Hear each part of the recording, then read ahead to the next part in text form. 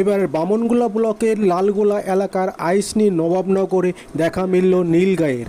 এখানকার বাসিন্দারা গ্রামের মন্দিরে পুজো রয়েছে, সেই উপলক্ষে মন্দির সাজানোর সময় হঠাৎ বৃষ্টির মধ্যে দেখা যায় একটি গরুর মতো পশু ঘোরাফেরা করছে মাঠে। সেই মুহূর্তেই গ্রামের বাসিন্দারা শনাক্ত করতে পারে সেটি নীলগাই। চলুন দেখে নেব। আপনারা দেখছেন নিউজ নদিয়া এক্সপ্রেস। চ্যানেলটিকে সাবস্ক্রাইব, লাইক, শেয়ার এবং ফেসবুক পেজটি ফলো করুন আর দেখতে থাকুন নিউজ নদিয়া এক্সপ্রেস। সমস্ত ডেকোরেটর, মাইক বক্স সব আসছে।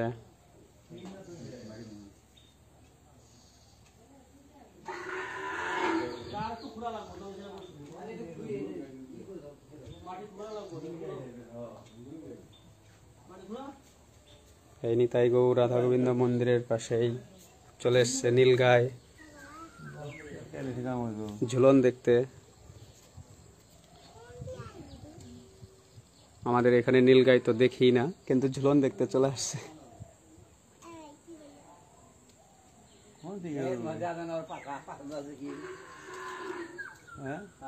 কি মেয়ে না ছেলে?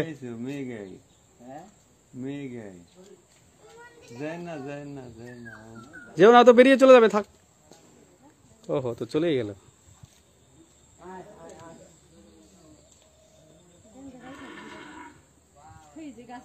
আরে থাক রে, কালকে ঝুলন দেখতে পাবি। ও দাদু ডাকছে, দাদু ডাকো ডাকো, দেখি আসে নাকি। কই দাদু ডাকো, দেখি আসে নাকি। ওই গুরু দেখছে, দেখো কেমন।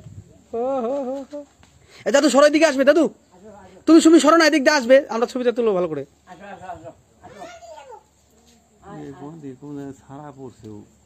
না না, ছেড়েছে নাকি নীলগাই শুনলাম। এর আগে আমাকে একদিন পলাশ ফোন করছিল যে এদিকে নাকি নীলগাই দেখা যাচ্ছে, তুমি কি খবর জানো? আমি বললাম না তো, সিভিক পলাশ যে আসবে। তোমরা রাস্তাটা ক্লিয়ার করো না, ওদিকে চলে যাবে।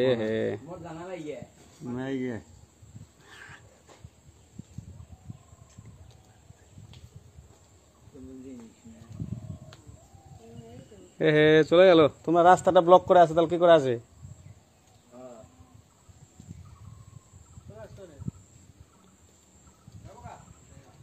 চলেই গেল।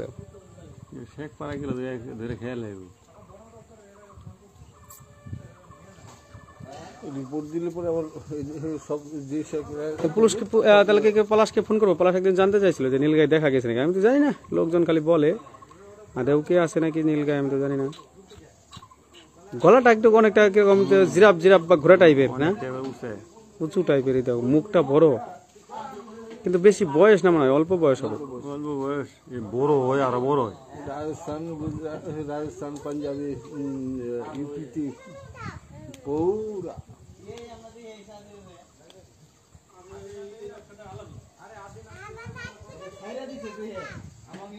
ঠিক আছে, টাটা। আবার যদি আসে তখন দেখাবো।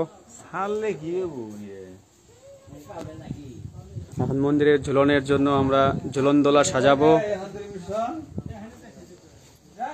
সবাই আসবেন আগামী দিন থেকে আমাদের মন্দিরে ঝুলনের অধিবাস।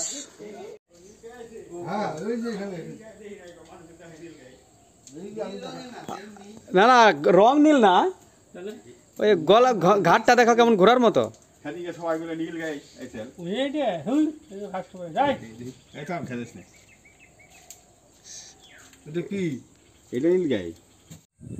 হ্যাঁ, হঠাৎ করেই এই আমাদের মন্দির শ্রী শ্রী নিতাই গৌর রাধা গোবিন্দ মন্দিরে আগামী দিন থেকেই ঝুলনের অধিবাস। আমরা মন্দিরের সাজাচ্ছি, এমন সময় দেখি হঠাৎ এই সময় এখানে এই নীলগাই, জানি না নীলগাই কিনা, তবে অনেকে বলছে নীলগাই। কোথা থেকে কিভাবে এলো জানি না। ঝিরিঝিরি বৃষ্টি পড়ছিল, এরই মধ্যে দেখি এই নীলগাইটি এখানে ঘাস খাচ্ছিল। এটাই জানা নেই কোথায় থেকে এসছে, কীভাবে কি।